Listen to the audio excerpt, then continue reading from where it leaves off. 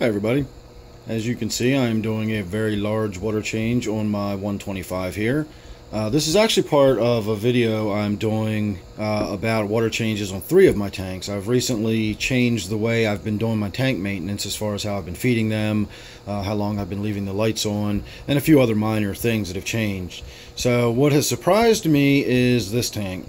I have not done any maintenance on this tank in 3 weeks, and I just went over and did a series of water tests, and we're about to go look at them in a second, and I was just shocked at the values I was getting. I was really surprised at how low everything was, and I really honestly don't even need to do a water change here. I'm just doing it to remove the tannins so I can actually brighten the tank up a little bit for my own personal taste. But other than that, all we're doing is draining some tannins out of the tank, refilling it with some fresh water. That will be very similar to the water I'm pulling out.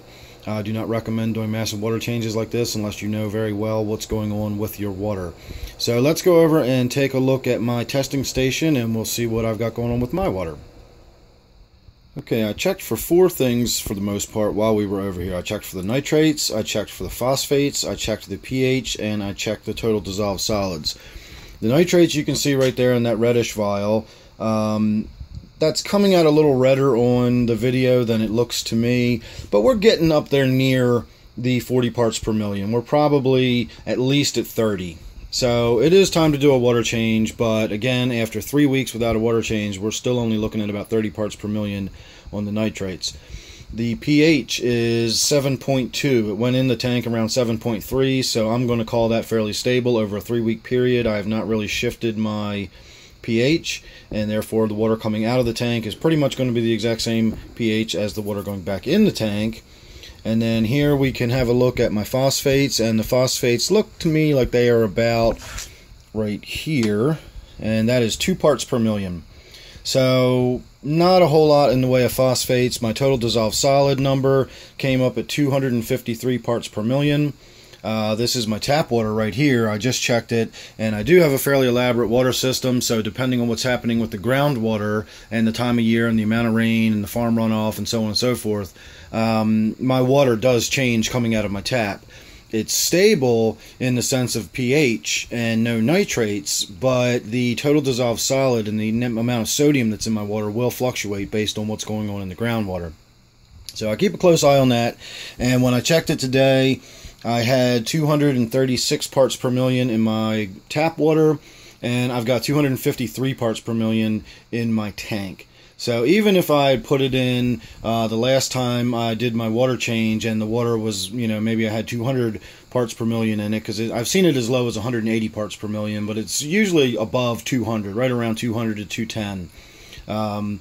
So I'm at 253 in my tank after 3 weeks without a water change.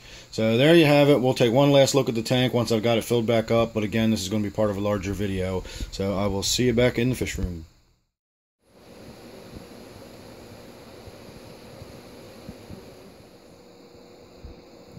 Alright everybody, there you have it. That is the after.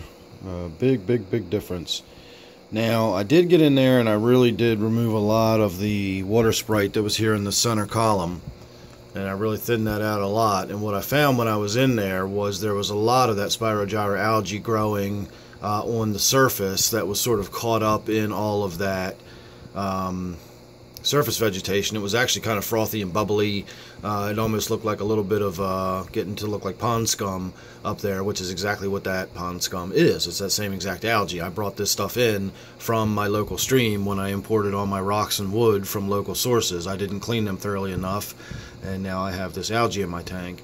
I did allow a few pieces to float free and kind of go over into the corner, since I did reduce the cover in this tank significantly. I also brightened it up significantly by taking all the tannins out, and I reduced a lot of the vegetation, so it is a lot brighter in here, and therefore I'm letting some of the water sprite just continue floating, and it'll give a little more cover. So I did actually cut these down a little bit, and if you can see, I actually just took the stems and stuck them right in the ground next to the base of these plants, and more or less just gave myself some additional narrow leaf temple plant.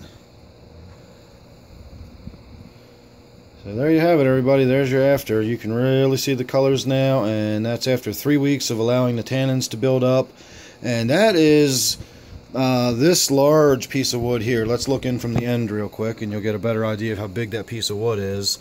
That's a fairly significant piece of wood. It goes almost from the back of the tank to about 2/3 of the way to the front, and this is an 18-inch deep tank. So that is a pretty big piece of wood. And then down at this end,